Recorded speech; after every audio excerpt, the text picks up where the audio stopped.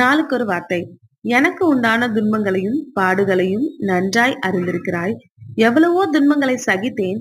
இவை எல்லாவற்றினின்றும் கர்த்தர் என்னை நீங்களாக்கிவிட்டார். 2 தீமோத்தேயு 3ஆம் அதிகாரம் 11ஆம் வசனம்.